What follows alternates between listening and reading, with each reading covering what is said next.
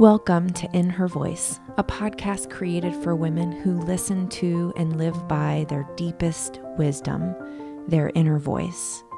This was made for you, the woman who feels pulled to more, to lead, to create, to dream, and to be a world changer. My name is Kelly Covert, and I am an inner voice coach. Join me here each week as we explore what it means to reach for your inspired potential, all while honoring your worthiness each and every day. Well, hello there. This is Kelly, and you're listening to In Her Voice. Thanks for being here this morning. I am doing an experiment today. I've been walking every single day. It's a new favorite of mine. A practice, actually, I think, because I love it so much and it makes me feel so good. And I thought, what would happen if I combined my walk with my podcast? Because when I'm out here on my walks in the woods, I have the best thoughts. So if things sound a little bit different today, that's why. You may hear the birds.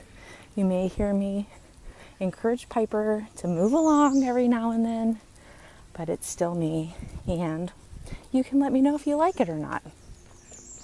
Today I want to talk about something that's been popping up for me, and I know for a lot of other people lately, and that is comparison. So if you follow me on Instagram, I'm over at Kelly J. Covert. The other day, I did some stories on feelings that you don't want to feel. So I asked people to DM me a feeling that they want to stop feeling. And right out of the gate, I got like 3 or 4: envy, comparison, jealousy. And I thought, wow, isn't that interesting? And I think a lot of this stems from the fact that we're at home and we're not doing much right now. And we're scrolling social media and we're watching the highlight reel of what other people are doing. And that can spark that feeling of jealousy for sure. But more than just jealousy or envy, I want to talk about comparison. I want to talk about what happens when we get into this place where we're always ranking ourselves against other people, or ranking our experience, or ranking our life against other people's life. Because when we do that, that feels really shitty. It just feels really bad. There is never going to be a time when that feels good. And you might say, well, but what if I find myself to be on top? Like, what if I do the comparison ranking thing and I think, oh, well, I'm better than that? You know what? Does that really feel good either? I was listening to a podcast, Brene Brown's Unlocking Us podcast the other day. She did a solo show on shame and accountability. And she had this like really thought-provoking moment when she was talking about how we armor up against accountability. And armoring up often starts with the feeling of, I'm not good enough. And so we go through this whole series of like defense mechanisms that start with, I'm not good enough, and end with, I'm better than you. And she said, not good enough and I'm better than you are the same standing still position. Just think about that. Not good enough and I'm better than you are the exact same standing still position. Anytime that we find ourselves in that comparison trap, and that is absolutely what it is, even if we come out on top, so to speak, we're still going to feel bad. Because who likes literally beating somebody? I mean, I think in the short term, that might make us feel a little bit better. But honestly, That's just like stroking our ego. And that is not being honest about who we are or about what we want or about our real desires. I talked on my stories the other day about 3 tools we can use when we find ourselves in comparison. Because essentially, these feelings of comparison, of envy, or of I'm better than you, or whatever it looks like, it's all the same, remember. They are thoughts. And we actually can go to battle with the thoughts. We don't have to just take them at face value. And when we learn this lesson, by the way, that our thoughts are not who we are, they're just thoughts. Wow, what a powerful place that is. Because all of a sudden, you get to decide which thought you're going to keep and which thought you're going to lay aside. So it really becomes a practice. So the first tool that we can use when we find ourselves in comparison is gratitude. This especially works with jealousy and envy, because as soon as you feel that inkling of, ooh, I wish I had that, or that looks really great, or whatever, if you start thinking about the things that you have and the things in your life that you are grateful for, it is really hard to stay jealous. That's a shutdown, an automatic shutdown of those jealous feelings. Gratitude, just dive right in. What am I grateful for? You don't have to write it down. Just think about it. That is a way that you can shift that perspective immediately. Gratitude in all of its forms is a game changer. And by the way, for those of you with kids, this works great with kids. My kids hate it if they start to do the old, oh, I wish I had this, or so-and-so has this, or this person gets to do this. Before we even have a conversation about that, I say, you got to tell me 3 things you're grateful for. They hate it because they know it works. It gets them off track. It's just such a good reminder. We have so much. And when we take the time to investigate that and to look at that, it really does make a big difference. Okay, so gratitude, number 1 tool, game changer. Another tool that I like to use is curiosity. Curiosity changes how we feel about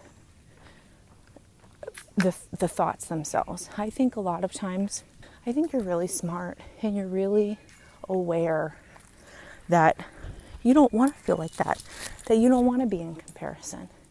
And you're aware enough that you notice it. You notice the rub, like I like to call it, when that pops up. So the tendency might be to judge it. Like, oh, I'm doing that comparison thing again. Why do I always do that? Why do I always go there? Why is that my default mechanism? Well, what would happen instead of judging it? You got curious about that and asked, instead of, why do I always do that? Like, ask it like this. Gosh, I wonder where that's coming from. I wonder why that's coming up right now. Isn't that interesting? Every feeling we have can tell us something. It can tell us about our default mechanisms. It can tell us about our desires. I think that's really important. It can tell us about other things that we feel about ourselves. It can tell us about how we feel about our worthiness.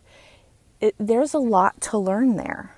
So when we get curious about these thoughts and feelings, instead of judging them, all of a sudden we're opened up to this whole new wealth of information. I really like that. And this is something that is maybe a little bit more difficult to do in the moment, because sometimes it just pops up in the moment, and that's okay.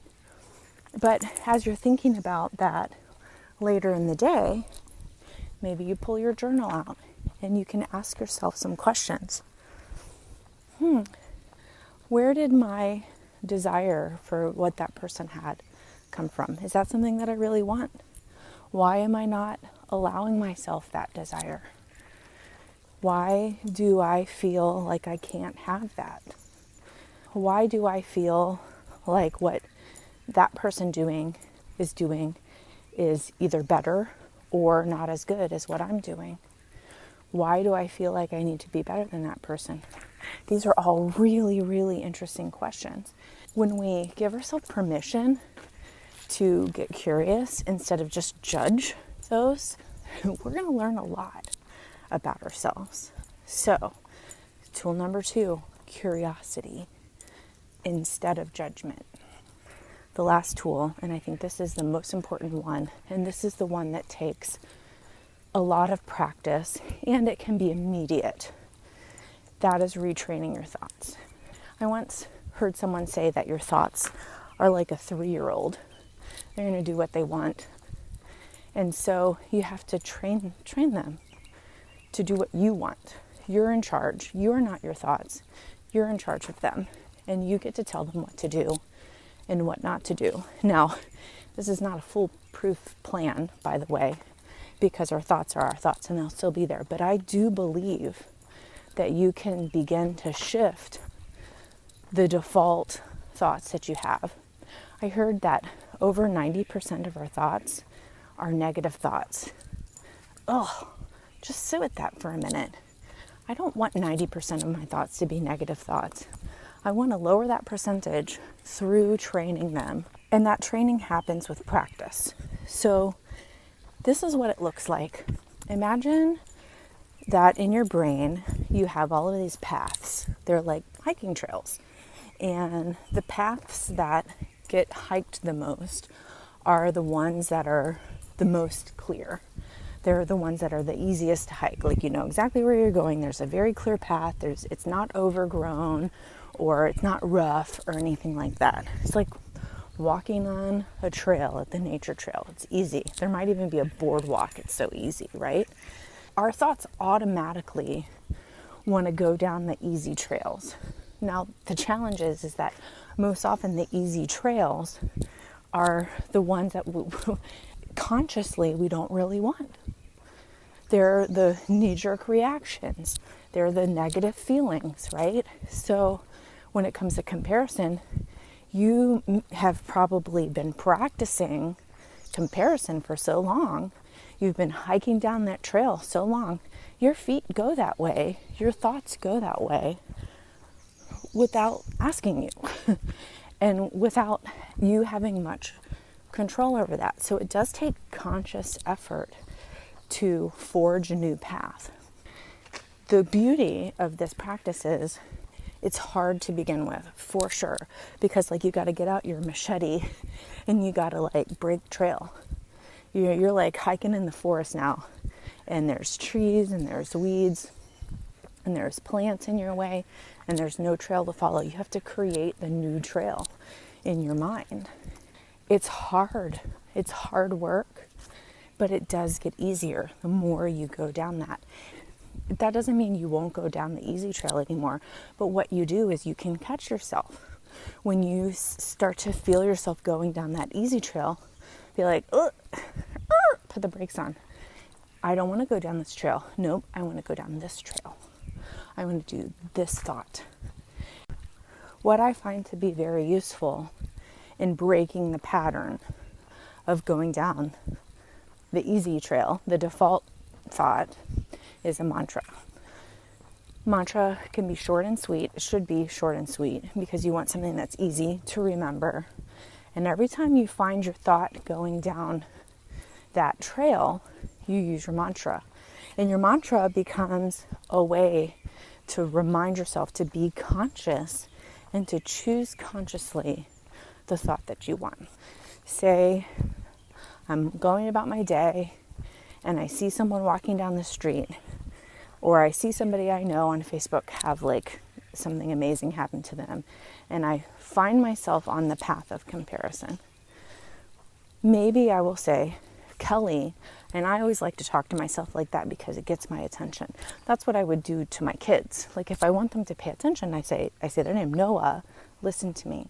Ryan, listen to me. So I say that to myself, Kelly, comparison is the thief of joy.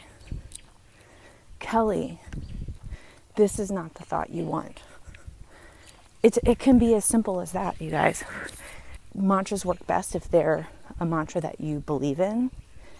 And a lot of times what I tell my clients to do when they're first working with mantras like this is to write them on sticky notes and to have them in places that they can see.